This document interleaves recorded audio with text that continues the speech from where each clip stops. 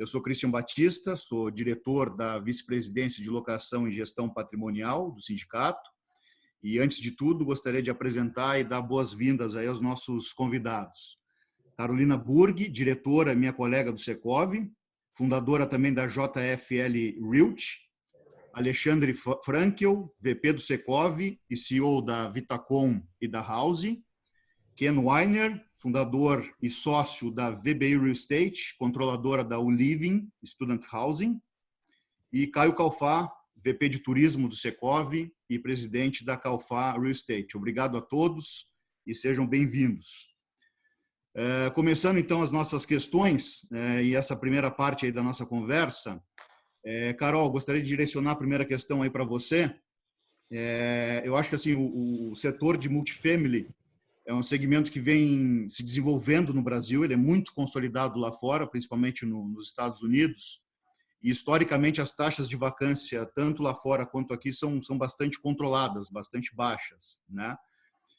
Com essa crise, numa primeira análise, o prejuízo do segmento não parece tão grande à medida que todas as pessoas ficaram em casas, né? Em função aí do isolamento social.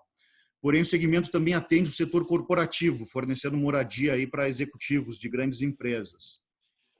Dentro dessas duas linhas de negócio, Carol, qual foi o impacto na relação locador-locatário, como, por exemplo, questão de inadimplência e cancelamento dos contratos de locação? Mais uma vez, obrigado, Carol. Obrigada pelo convite, ótima iniciativa de vocês. Eu sei que a gente conversa bastante, né, mas entre nós, e é muito bom a gente poder, né, dividir isso aqui, dividir as nossas impressões de todo mundo. Então, respondendo um pouquinho sua pergunta sobre setor, né, o mercado corporativo e as famílias em si, o nosso produto ele já é um produto que a gente sempre voltou muito mais para um long stay, né, para um multifamily, do que para um short stay. Então, por definição, os nossos contratos deveriam ser mais longos, obviamente que daí nessa crise eles deveriam sofrer menos. Os contratos corporativos, a gente tem dois formatos, né? A gente tem os contratos corporativos mais longos, ou até uma pessoa física que, por algum motivo, o corporativo paga, mas foi ela que escolheu. E tem o corporativo que é diretamente, vamos dizer, com as companhias, né? Que elas trazem alguém, ou trazem algum estágio, ou um summer job, etc. Esse mercado foi o que mais sofreu, né? Então, assim, a gente teve os nossos clientes hoje, vamos dizer, a gente teve uma queda de menos de 10% nos nossos prédios na ocupação, o que foi ótimo. E se a gente for olhar por tipologia de apartamento, a gente vê que os apartamentos menores, né, 36, 42 metros, foram que normalmente são os que a gente aluga num curto prazo, que, né, a gente tem no mínimo um mês, são os que mais sofreram, tá? Então, isso é visível, tá? Começou agora a vir de novo um pouco de conversão de corporativo, tá? Tá voltando agora. E a gente tá com também bastante gente vamos dizer, que a gente chama de leads, né? Que seria o varejo, que a pessoa própria que escolhe, tá voltando também, tá? Para te dizer, assim, em números, vamos dizer, maiores, a gente tem, na média, um prazo de ocupação médio nos nossos prédios de aproximadamente 9 meses, tirando esse corporativo. Quando a gente coloca o corporativo, esse prazo cai para 4. E aí, ele caindo para 4, a gente tem aqueles contratinhos de um mês que eles giram. E esses contratos de um mês foram os que pararam, né? Então, ele é visivelmente corporativo. Sobre a questão de cancelamento, a gente não teve muito cancelamento, tá? Tiveram algumas pessoas, sim, que moram no prédio, que são estrangeiros. Então, algumas não conseguiram voltar para o país de origem, então estenderam o contrato. Algumas estão fora, não voltaram ainda, mas preferiram, de alguma maneira, manter o apartamento. E aí a gente deu algum tipo de desconto, vamos dizer, por elas não estarem usando água, luz, etc. Tá? Mas, assim, foi pouco, tá? Normalmente, e quem veio principalmente pedir para negociar foi o corporativo, tá? Então, vamos dizer, quem veio com um pleito negocial maior foi o mercado corporativo, mas a gente entende que é por um período curto, né? Então, a gente, para poucos, vamos dizer, corporativos, não, né? Para esse corporativo foi um específico, a gente provavelmente vai abrir um pouquinho de desconto nesses 2, 3 meses, para ver como vai ficar para frente, mas, de novo, nada que machuque muito a nossa margem, tá? Então, o que parou foi esse tipo de mercado mesmo. Eu não sei se vocês viram, ontem teve acho que uma entrevista até do Sam Zell lá fora, ele falando um pouquinho dos mercados, né, o que ele está vendo. Ele tem investimentos em infraestrutura, em real estate, etc. E justamente o mercado que menos sofreu os investimentos dele foi esse multifamily, e justamente o que a gente fala, né, que são os apartamentos maiores ou mais alta renda, pela característica das pessoas que estão morando lá não terem perdido, vamos dizer, emprego, não terem perdido, vamos dizer, o poder dessa renda no curto prazo. Tem que ver como vai ficar para frente, mas hoje o que a gente está vendo é que é um mercado bem resiliente, tá? Os prédios estão se mantendo bem. Legal, Carol. Obrigado pela exposição. Eu acho que esses dados confirmam um pouco da nossa visão, né? Principalmente para quem está um pouco fora do mercado. A casa e o apartamento já era o lugar mais seguro, né? Hoje ele é ainda mais importante em função de toda essa situação que a gente está vivendo. Alexandre, queria te introduzir na nossa conversa. Acho que na mesma linha aí da pergunta para a Carol, queria repetir, tá? Essa mesma questão aí para você. Qual foi o impacto na carteira da House em relação a essa questão da relação locador e locatário? E eu queria só colocar uma questão adicional, Ale. Se o uso da tecnologia através dos aplicativos tem sido mais intenso na gestão dos imóveis por conta dessa questão da diminuição do contato pessoal. Fala, Cris. Primeiro, uma honra estar aqui. Queria cumprimentar todo mundo que está assistindo a gente, a galera do Secov. Está aqui o Ken, grande amigo de longa data. Caião, também irmão de Secov. Carol, prazer estar com você aqui. Uma honra enorme. Bom, primeiro contar um pouquinho. A House, ela é uma operadora de real estate, ela é uma bandeira residencial. A gente não tem nenhum ativo e a gente opera para terceiros. E o nosso fundamento, já começando pela segunda questão, Cris, é totalmente baseado em tecnologia e em dados. Nós recebemos um aporte no final do ano passado de um fundo de venture capital, que é o mesmo fundo que investiu na Netflix. E o princípio do nosso negócio é a flexibilidade. Nós acreditamos que a moradia do futuro, na verdade, é um produto que ainda não existe, né? A gente costuma estar muito travado dentro de certos boundaries, de certas fronteiras, que ou a gente trabalha curta permanência, longa, e eu acredito numa moradia totalmente flexível, que a pessoa possa mudar a qualquer momento, tanto de lugar, de espaço, a duração do contrato, sem multa, de uma forma muito ágil, muito rápida. Então, hoje, por exemplo, a pessoa faz um contrato de locação, das nossas visitas, a gente tem menos de 3% de visita física dos nossos locatários. A gente opera tanto na curta permanência quanto na longa permanência. E daí é muito legal que isso funciona de uma certa forma como uma usina de álcool, né? Você tem a usina, ela produz álcool e açúcar. Então, em determinado momento, está sendo mais vantajoso produzir álcool, você está no álcool, perde o preço, você vai para o açúcar. Então, de certa forma, a longa e a curta permanência, elas se balanceiam.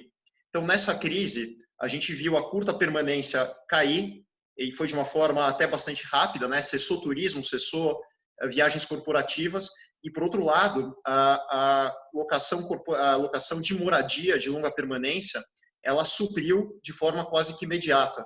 Então, é muito bom você ter essa flexibilidade e operar nesse balanceamento. Então, hoje, o foco está muito maior em moradia, e ele está quase voltando aos níveis normais, então compensando a queda da curta permanência e assim reequilibrando a base. Outro ponto muito importante da forma como a gente opera, a precificação ela é dinâmica. Então, existe um algoritmo, para quem não está familiarizado, é um sistema que roda por trás, que ele é uma inteligência de tecnologia, que ele capta informações de N meios de precificação, então, mercado real, internet, sistemas de leitura de dados, e ele precifica a cada momento. Então, o nosso preço de locação, ele varia N vezes ao longo do dia. Então, conforme a demanda e a oferta vão se alterando, ele vai reprecificando os ativos de uma forma automática e totalmente baseada em oferta e demanda. Então, no momento do ápice da crise, por exemplo, os preços começaram a se balizar, a demanda foi lá para baixo, eles começam a se autorregular e agora eles vêm voltando para patamares de, não vou dizer ainda pré-crise, mas com desconto aplicado bem menor.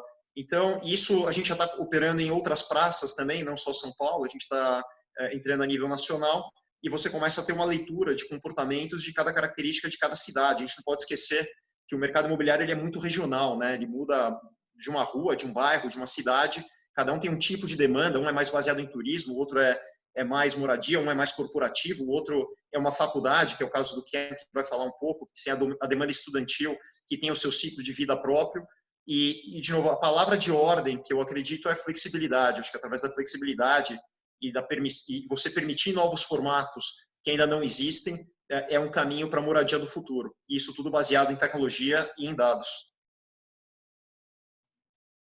Legal, Ale. Importante papel da tecnologia aí no nosso mercado e ganhando espaço cada vez maior. Ken, vamos explorar um pouco mais aí o mercado de student housing. Eu acho que até em função aí do setor de educação ter paralisado as atividades aí logo no início aí da crise do coronavírus. Como é que a VBI tem visto essa questão e se preparado aí para esse momento, Ken? Obrigado. Obrigado, Cris. Boa tarde, Caio, Carol, Ale. Agradeço o Secov e CBRE pelo convite e é uma honra de estar aqui com vocês de chinelo, bermuda e camisa social. Específico a nossa setor. Ken, pode ficar à vontade. Se você tiver dados para nos mostrar aí, vá em frente. Obrigado. Só para tratar um pouco de nosso setor específico, nosso setor moradia estudantil, VBI Real Estate tem feito uma parceria com YouLiving, que é uma empresa que foi fundada 7 anos atrás por Juliano Antunes. É uma empresa focada exclusivamente no setor de moradia estudantil. A carteira é composta por 9 imóveis de 2.000 quartos, principalmente em São Paulo, Rio de Janeiro, mas também Ribeirão Preto. Tem um projeto em Campinas agora, em processo de planejamento, e Santos também.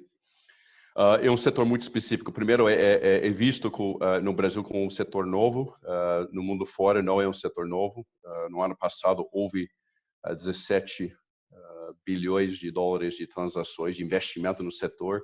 Só para dar uma noção de que é 17 bilhões de dólares em termos imobiliários, isso seria mais ou menos 40 Rocha Veraz e mais ou menos entre 4 e 5 vezes o valor total das emissões primários e secundários no mercado de FII do ano passado. É um setor que tem grande movimento.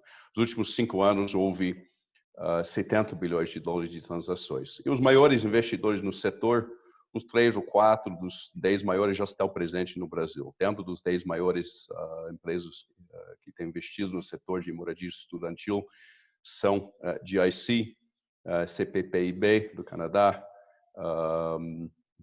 Brookfield, é um dos grandes investidores mundial no setor, Goldman Sachs também. No Brasil é um setor ainda incipiente. Nos Estados Unidos só tem 3 milhões de camas no setor. No Brasil tem mais ou menos 3.000 camas, pouco menos de 3.000 camas institucionais, ou seja, menos de 0,1% do total em termos de volume. E está iniciando. Eu vejo grande potencial. O Brasil é o 4º maior população de universitários do mundo.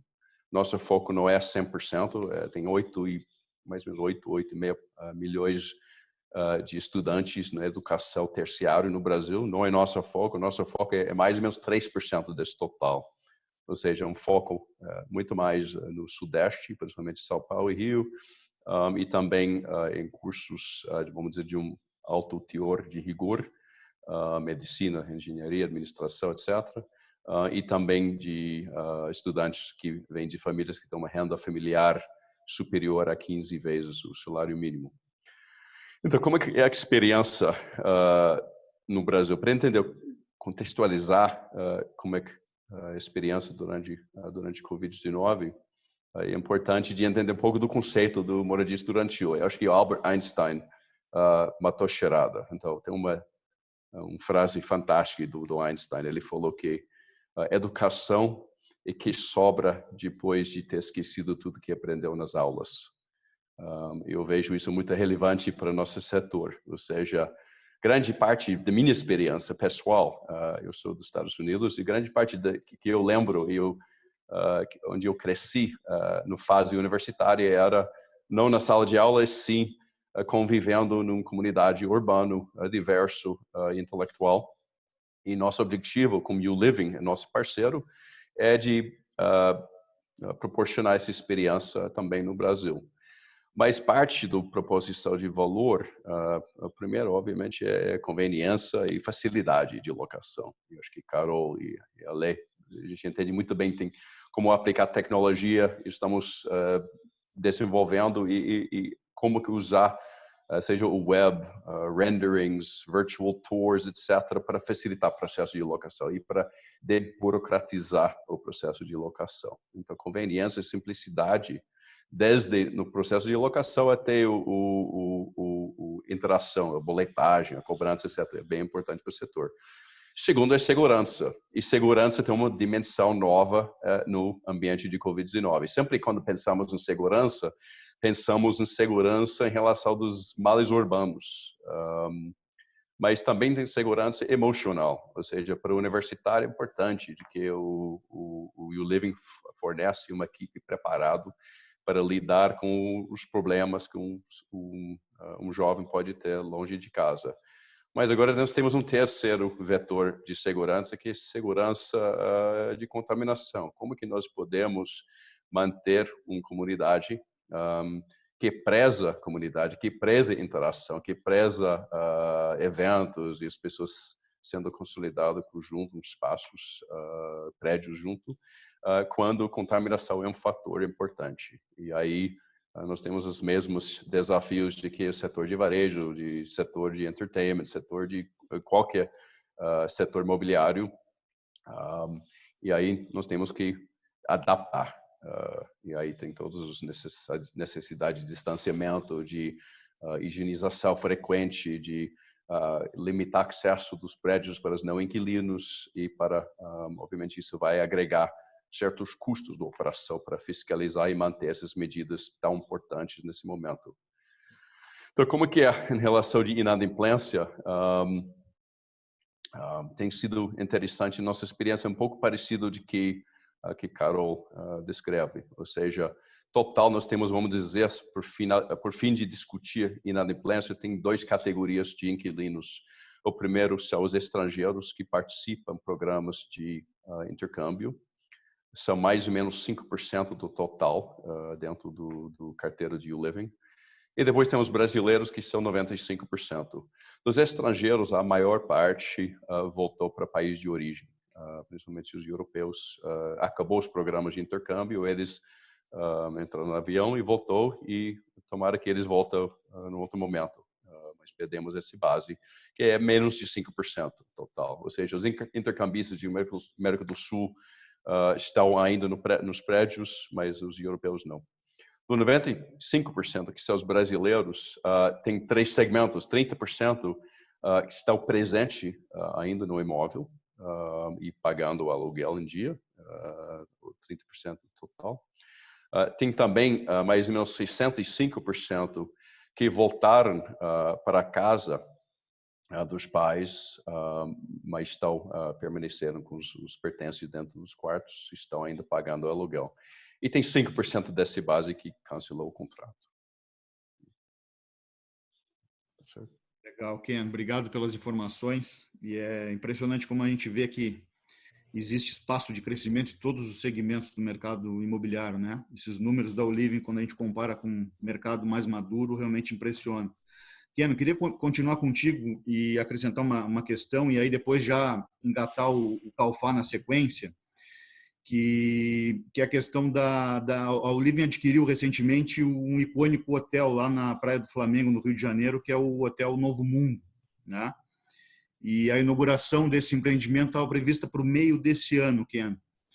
houve impacto na reforma do imóvel com relação a essa crise na comercialização dessas unidades?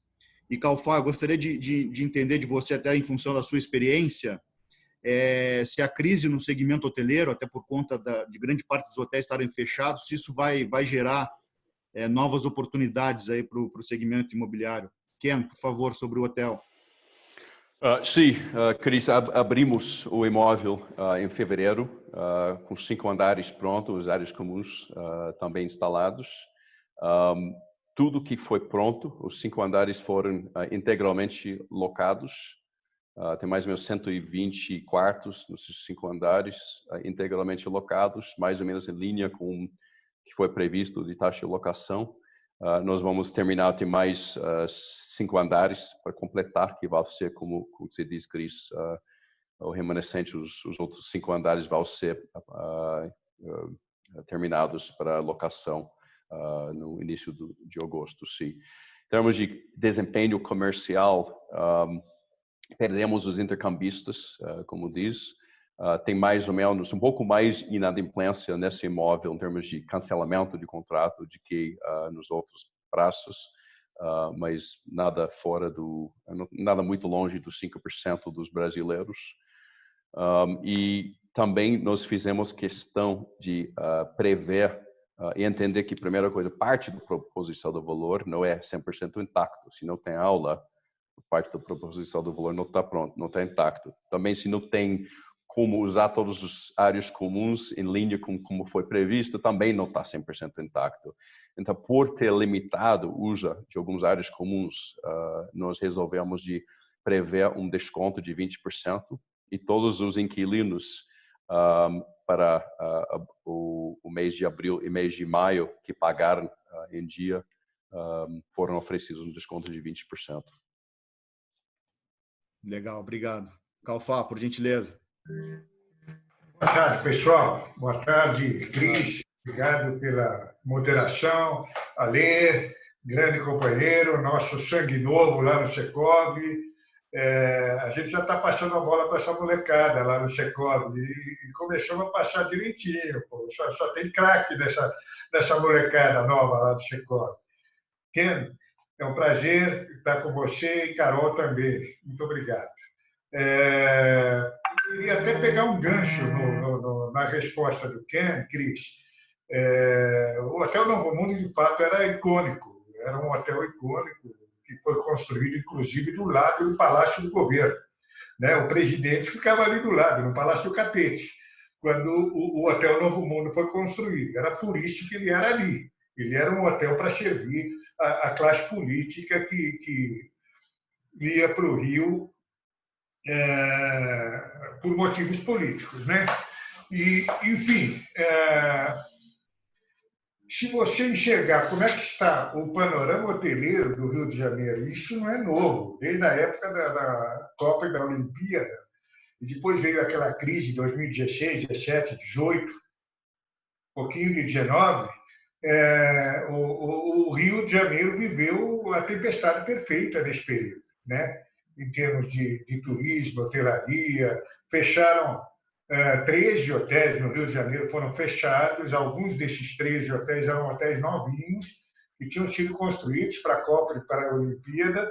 E na contramão dessa notícia, a gente vê isso. Quer dizer, um hotel foi transformado num residencial para estudantes, com 120, 150 quartos ocupados, só 5% que não está morando hoje em dia lá. Quer dizer, eu acho que responde aquela sua pergunta que você fez no começo, Cris, amplamente. O que fazer com esses imóveis? Quer dizer, se não dá para fazer por um jeito, dá para fazer por outro jeito. Então, o setor hoteleiro, especialmente no Rio de Janeiro, vai passar por essa transformação. Está sobrando hotel lá no Rio de Janeiro. O Rio de Janeiro, antes da Copa, tinha 12 mil quartos de hotel. Depois da Olimpíada, 62 mil quartos de hotel. E, nesse meio tempo, teve Lava Jato, que pegou o Rio de Janeiro em cheio, porque o grande consumidor de hospedagem no Rio de Janeiro era a Petrobras. Pegou o Rio de Janeiro em cheio a Lava Jato. e todos os outros acontecimentos de governadores presos, de deputados presos, enfim. A insegurança do Rio de Janeiro, que é muito grande, a questão da segurança, e aumentou nesse período, enfim, Estado quebrado, e no meio de tudo isso a gente vê um sucesso de um empreendimento muito bem concebido, muito bem estudado, que é o Living lá do Botafogo e Flamengo, né? E enquanto o setor hoteleiro está procurando alguma saída. Já está melhor hoje o setor hoteleiro do Rio do que estava há uns 3 anos atrás, há 2 anos atrás. Já está melhor, até porque a Petrobras se recuperou. Mas continua muito ruim ainda. Continua sobrando com super oferta e uma queda de demanda brutal. Falando de residencial para idosos, é uma realidade no Brasil, nós temos esse mercado no mundo, né? A gente sabe que quem está nascendo hoje vai viver mais de 100 anos. A gente sabe que o idoso,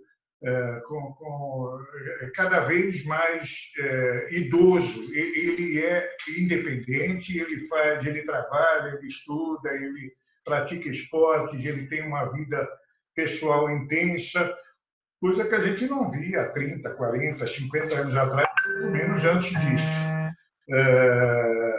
Quando eu era garoto, um senhor de 60 anos já era um senhor bem idoso, né? Hoje em dia, eu com meus 60 e quase 5, não me sinto tanto assim, né?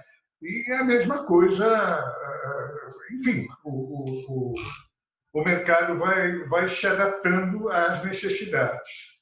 Esse pessoal precisa morar. Esse pessoal tem vontade, tem idade, tem às vezes necessidade de ter amigos, de conviver com outras pessoas. Mas ainda aqui no Brasil nós tivemos alguns empreendimentos com essa característica, com essa qualidade de oferecer um produto especial para esse pessoal, que não seja aquele velho asilo, aquela velha casa de repouso. Mas nós temos que pensar que esse pessoal envelhece, ele vai morar num lugar como esse, que está preparado para receber alguém como ele, que é uma pessoa independente. Mas ele envelhece e precisa de um lugar com mais necessidades.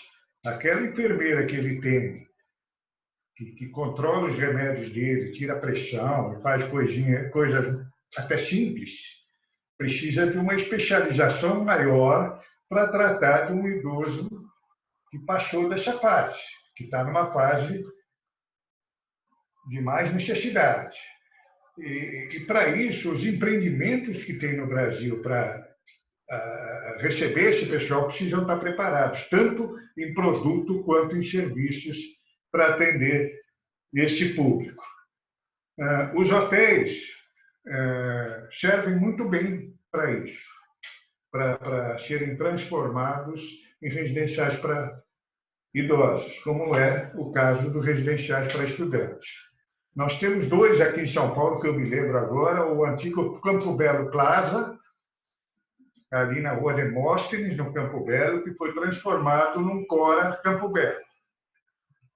E o antigo Hotel Eldorado, em Genópolis, na Rua Marquês de Itu, perto do Mackenzie, que foi transformado no Cora Higienópolis. O próprio Cora Paulista, que é do Hospital Santa Catarina, ele surgiu como um flat, mas já desenhado para esse tipo de público. Mas era a época dos flats ainda, e ele surgiu exatamente como um flat, não era tão especializado assim para esse tipo de público, embora o objetivo fosse esse naquele período. E temos um caminho imenso aí, tem no Brasil inteiro para crescer, e certamente o setor hoteleiro deve oferecer muitas oportunidades de negócio para se transformar no residencial para idosos. Obrigado, Calfá. Acho que o Rio de Janeiro, sem dúvida, se coloca aí como o principal eixo aí nessa questão das oportunidades, né? Por conta do crescimento. Bom, virando um pouco a página, iniciando aí a nossa segunda parte do debate, já projetando talvez aí uma retomada do nosso setor. Carol, enfim, acho que além da questão da saúde, né, a gente vive aí à sombra de uma possível crise econômica, uma projeção de redução de PIB, uma instabilidade política. Você entende que isso vai dificultar talvez uma retomada desse setor? Vocês estão recalibrando eventualmente a estratégia da companhia em relação a novas aquisições, a novos investimentos? Então, primeiro, desculpa que eu tive que mudar de lugar que ia acabar a minha bateria. Não tem problema. Então, assim, eu acho que a gente ainda é muito incerto qual que é o cenário, né? Você perguntar para a gente o que vai acontecer, ou ainda quanto tempo vai durar, ou qual vai ser, né? Como vai ser essa nova economia? Eu acho que todo dia, né? Cada dia que demora a gente se pergunta um pouquinho mais. Em relação ao multifamily em si, como a gente vê como uma questão, né? A gente tem hoje, tá? Só para relembrar todo mundo, a gente tem 6 projetos em andamento, 2 funcionando. A gente fez uma aquisição de um projeto espero que a gente consiga aprovar, do residencial para renda dentro do JK. Um pouquinho antes, né, do coronavírus, a gente fez a aquisição do Carrefour, você sabe, né, Cris? Então, assim, eu não acho que a gente vá diminuir, tá? A gente não vê esse mercado sofrendo muito, ao contrário, né? O mercado de multifamily, ele se desenvolveu muito nos Estados Unidos na crise, né? Numa crise onde as pessoas postergaram a decisão de compra, numa crise onde as pessoas não tinham poder de compra, né? Então, a gente acha que, uma vez que a gente está falando de moradia, segurança, serviço, facilidade, e quando a gente olha o preço, né, ele não é muito diferente do que alugar um apartamento normal, e aluguel de apartamento não é um mercado que a gente está inventando no Brasil, a gente está mudando um pouco, acho que essa relação locador e locatário, a gente não está enxergando uma piora no mercado muito, não, tá? De novo, eu acho que talvez o mercado corporativo ele demore um pouco mais para voltar, né? Mas acho que um pouco como o Ken falou, é tão pequeno aqui ainda, né? A gente está falando que a gente vai bater 1.000 apartamentos prontos em 2022, né? O que é 1.000 apartamentos no mercado de São Paulo? Que a gente está falando só de São Paulo primeiro, né? Primeiramente a gente está operando só em São Paulo. O que são 1.000 apartamentos no mercado de São Paulo, na região onde a gente atua, né? É muito pouco. O setor hoteleiro, ele é um setor de mais giro, usando um pouco essa questão de segurança, né? E não é só a segurança contra terceiros, mas a questão de você ter menos, vamos dizer, contato ou menos giro, né, do que num hotel. Tem muita gente que migrou de hotel para o nosso produto também. Então, assim, difícil a gente diminuir do que a gente está. Eu acho que a questão é se, por exemplo, hoje a gente migraria, de repente, para um setor um pouco mais, vamos dizer, menos ou mais acessível, vamos dizer assim. Não que o nosso produto não seja acessível, tá? Mas por região, vamos dizer assim, tá?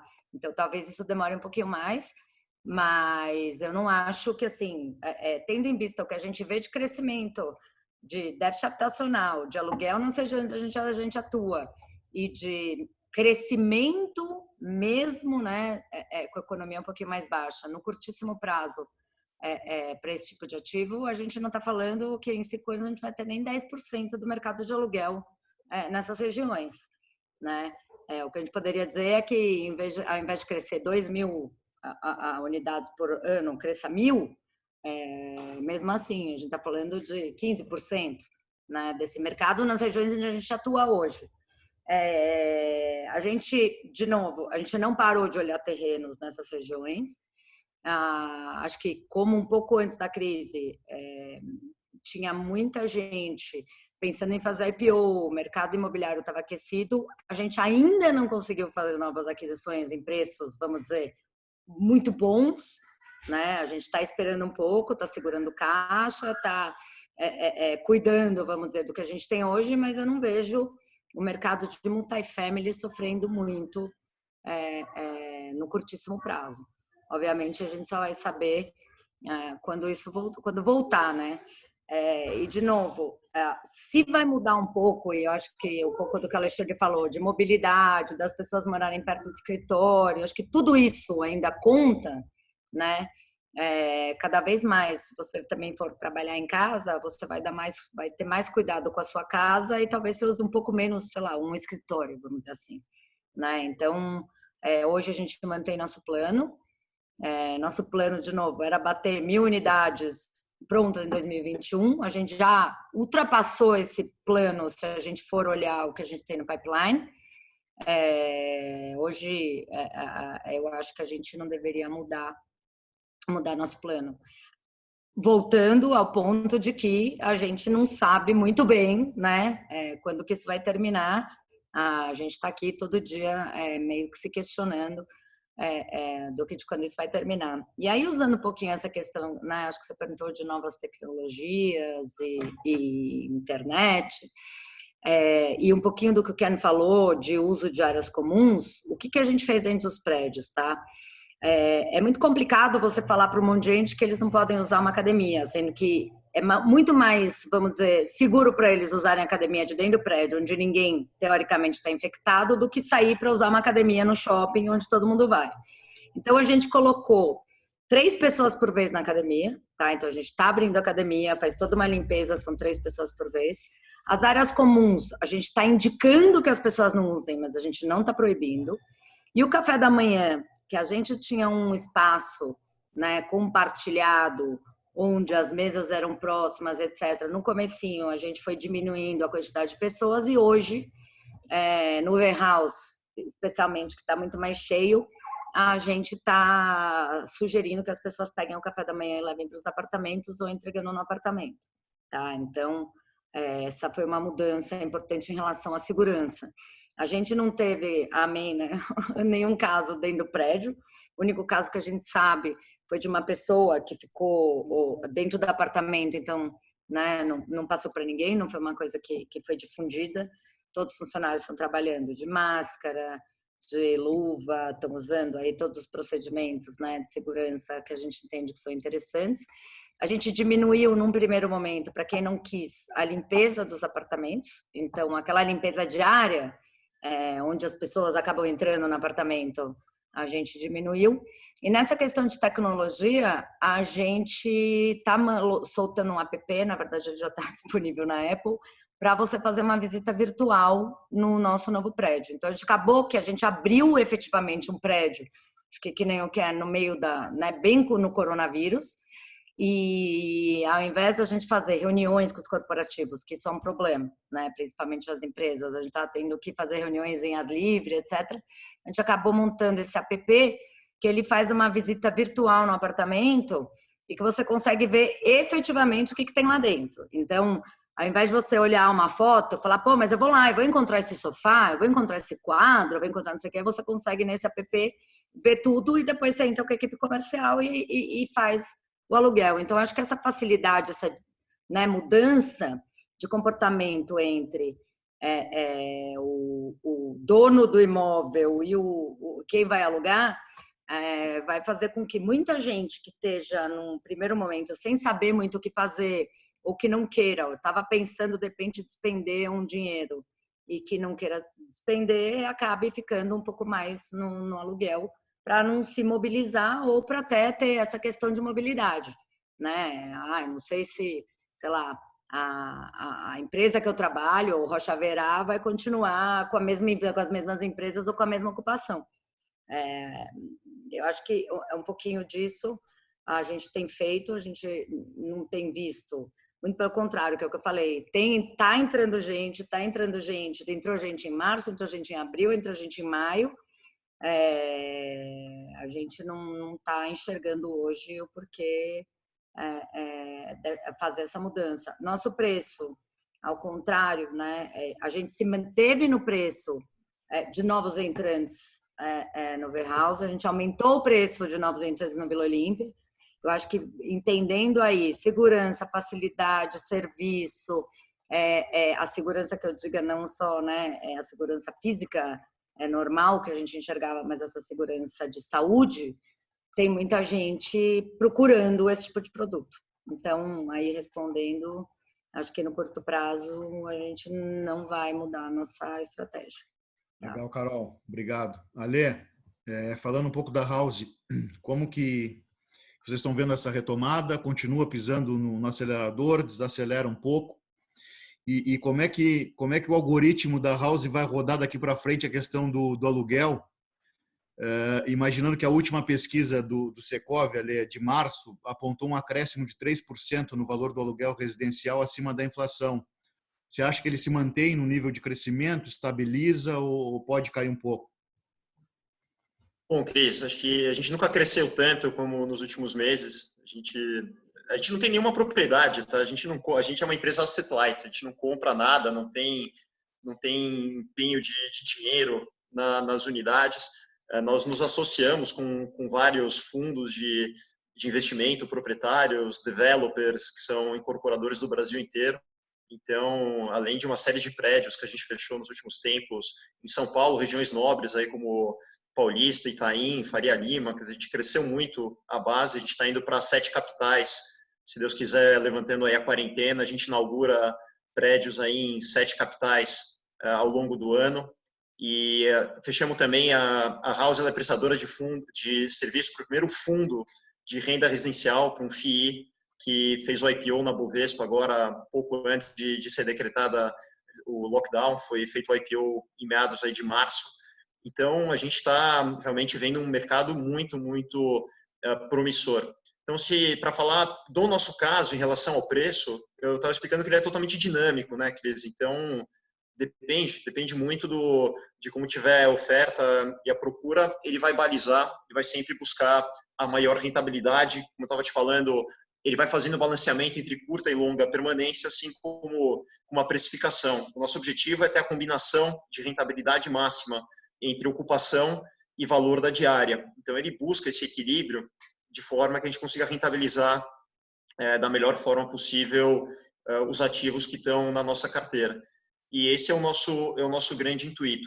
Eu acho que esse mercado vai crescer muito, né? A gente não comentou muito aqui, mas grandes bancos aí dando um call de juros na casa de 1,5 para o final do ano, e dólar na casa aí de 5,60, 5,5 que seja, chegando até 6. Então, assim, o apetite de pessoas migrando da renda fixa, migrando de aplicações que vão render muito pouco, talvez vão até render abaixo da inflação, o ativo imobiliário passa a ser um investimento extremamente interessante. Nós temos tendo uma série de reuniões também com o pessoal de fora, tem vários investidores que já trabalham na casa, que estão, a gente já está preparando novas rodadas aí para aproveitar algumas oportunidades, e o Brasil está extremamente barato, né? Não sei por quanto tempo vai durar. De novo, acho que a gente tem que ter também um pouquinho da humildade de se falar, eu não sei, né? Se vai recuperar rápido, como é que vai se dar a recuperação da economia. Aliás, essa humildade falta um pouquinho até para os nossos políticos. A gente não sabe, né? A gente tem que ter humildade, trabalhar com cenários, tomar decisões muito, muito ponderadas na questão econômica e aproveitar o momento. Então, aqui vai vir uma avalanche de capital de fora, tem muito dinheiro que já é alocado para emergentes, para o Brasil, para a Latam, e o Brasil está muito barato. E nós estamos mapeando várias oportunidades, inclusive o Caio comentou. Nós acreditamos também que existem ativos como hotéis, compramos através de fundos e outros veículos, prédios comerciais também para retrofit e operação de residencial. Então, começam a aparecer várias oportunidades advindas da crise e aí a gente tem que saber, com toda a sabedoria possível, fazer o melhor proveito e principalmente trazer algo novo para o usuário. De novo, a nossa crença, nós estamos olhando um produto que ainda não existe, é uma nova categoria de produto que eu nem chamaria de locação. A gente está trabalhando numa nova forma de ofertar e para operar em todas as bandas, em qualquer princípio. Você tem jovens, famílias, mais enfim, em todas as categorias. E o importante é estar prestando um bom serviço e com flexibilidade. Eu acredito muito nessa nova tese. E alguns quesitos, né, que a Covid vem trazendo são coisas que para a gente já geram o nosso normal, mesmo antes do Covid. Nossa utilização de delivery era extremamente alta. Todos os prédios hoje contam com armário inteligente que não tem contato com a pessoa do delivery, né? As pessoas são ágeis, elas têm uma vida urbana, geralmente uma vida mais rápida. Então, a gente já pensava em alguns itens de facilidade. A gente estava até pilotando com uma empresa de delivery a utilização de robôs nos prédios para não ter nenhuma interação humana. Isso também pré-Covid, por uma questão de eficiência operacional. E tudo isso vai fazendo a diferença. A gente tem contato com uma série de startups em que a gente oferece serviços que vão desde personal trainer, que é operador digital, telemedicina. Isso já fazia parte da rotina. Então, eu acredito que isso vai se intensificar. O Covid está acelerando várias tendências, né? Eu não acho que ele vai causar uma transformação definitiva. Talvez alguns hábitos, sim, vão mudar, vão ser intensificados, mas ele está acelerando uma série de tecnologias e fundamentos que já estavam entrando de uma forma bastante forte no nosso dia a dia.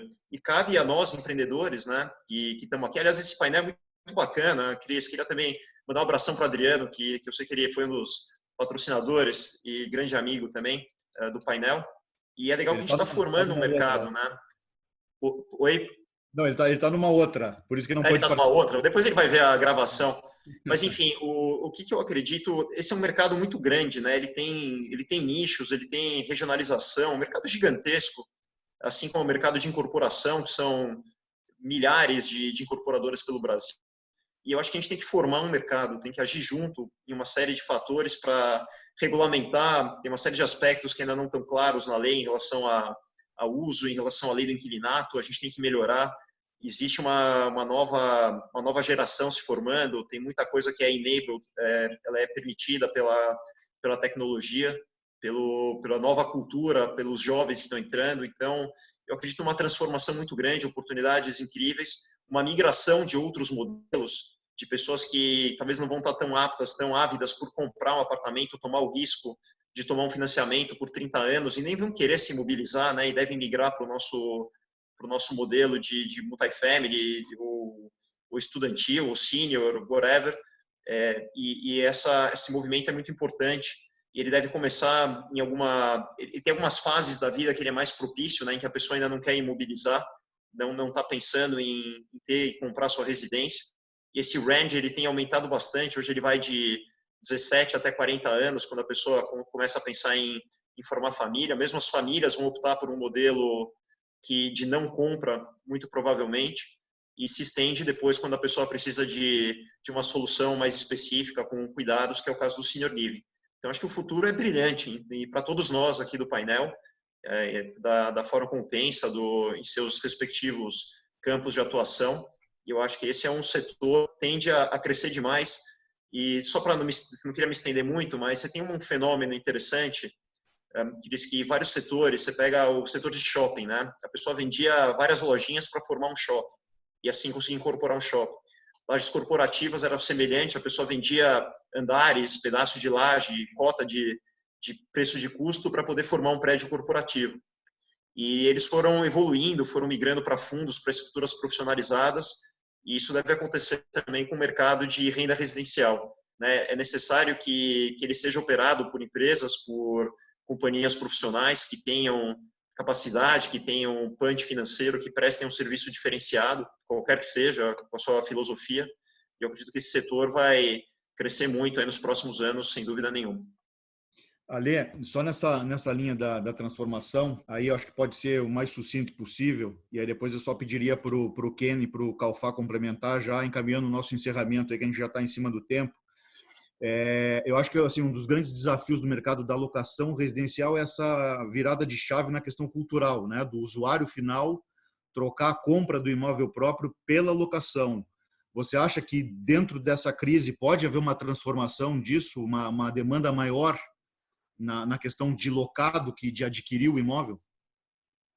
Eu não tenho dúvida nenhuma, isso já está acontecendo.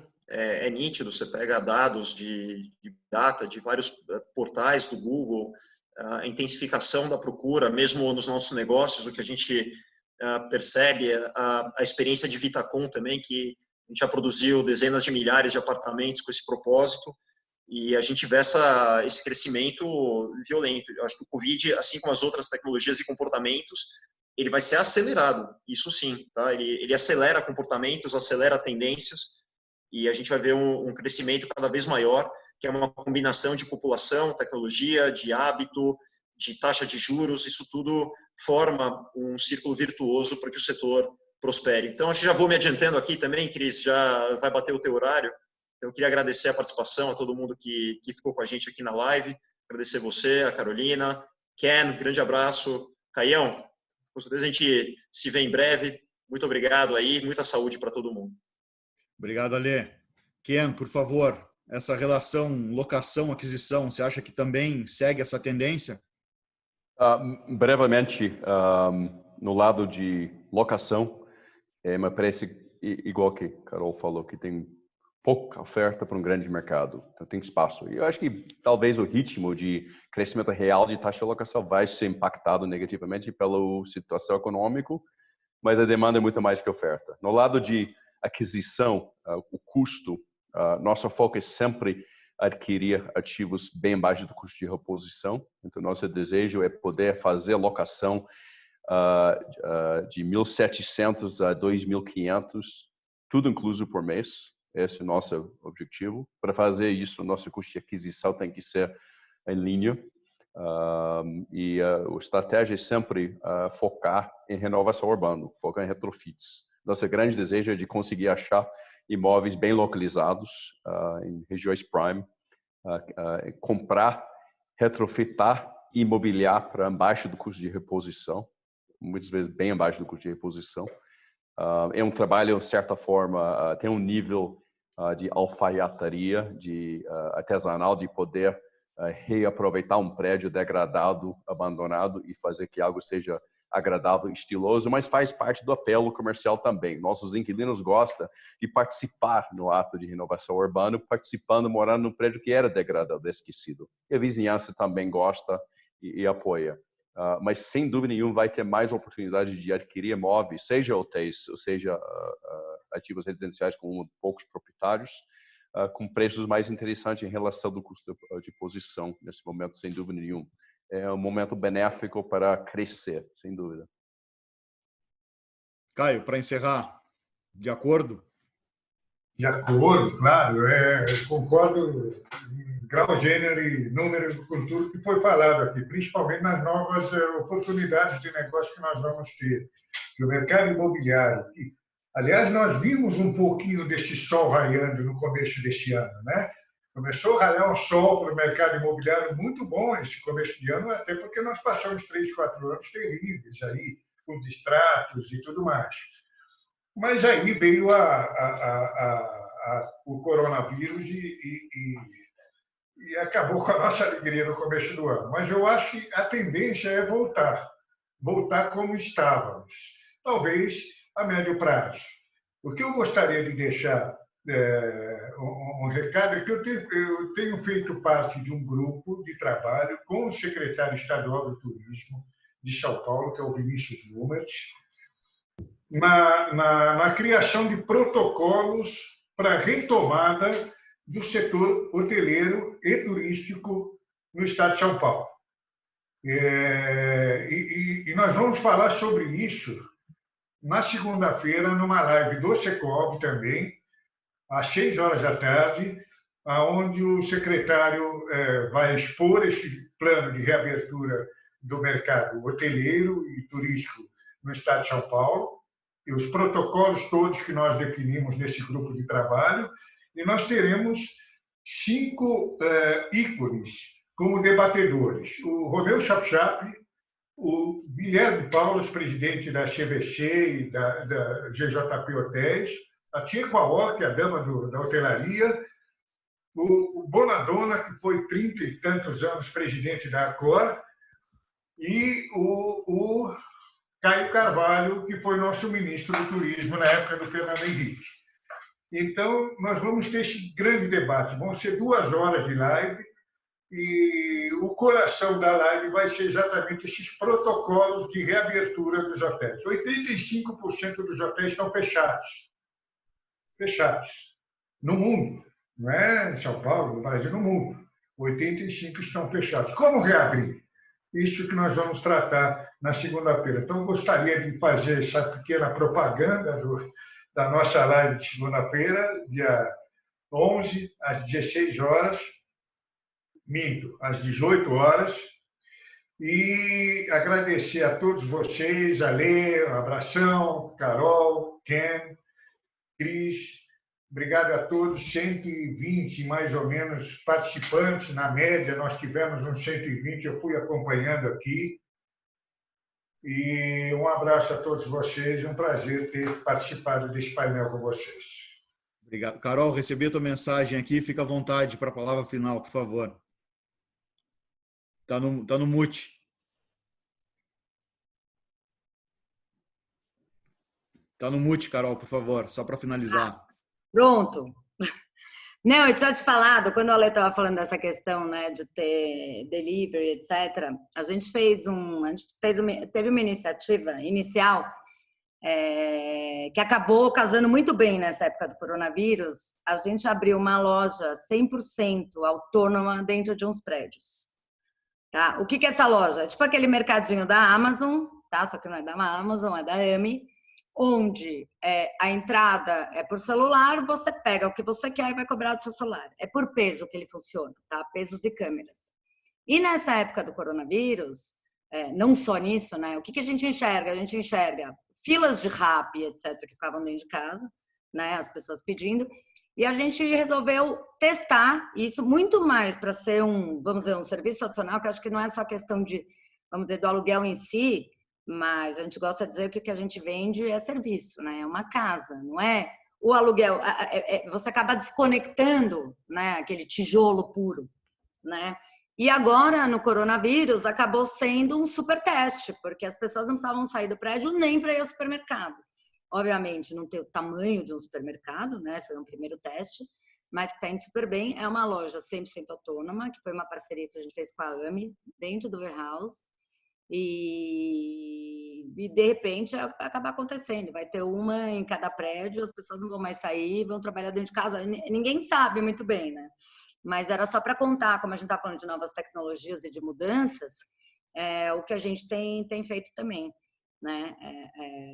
Então, uma loja 100% autônoma dentro de um prédio era uma coisa que a gente não tinha visto. Ela estava sendo testada independente, né? Como um serviço adicional para o morador pré-coronavírus, e acabou dando aqui no coronavírus, acabou sendo, né, meio que perfeita, porque nem para ir ao supermercado as pessoas precisam sair. Verdade. Depois, se alguém saber, estão convidadíssimos, inclusive, porque é super interessante. Joia, Carol. Muito obrigado. Bom, cumprindo aí o nosso prazo, o nosso horário, queria agradecer a todos vocês. Obrigado, Caio. Obrigado, Alê. Obrigado, Ken. Obrigado, Carol. Foi um prazer enorme conversar com vocês. Acho que foi bastante proveitoso. Obrigado a toda a nossa audiência. Semana que vem a gente tem mais. A nossa VP aí tem a live da locação comercial. A gente volta com mais informação, mais conteúdo para todos vocês. Obrigado, um grande abraço a todos. Obrigada, gente. Abraço. Obrigado, gente. Obrigada, Caio. Obrigada, Ale. Tchau. Forte abraço. Tchau, Carol. Tchau, Ale. Tchau, Caio. Cris, obrigado. Obrigado, Ken.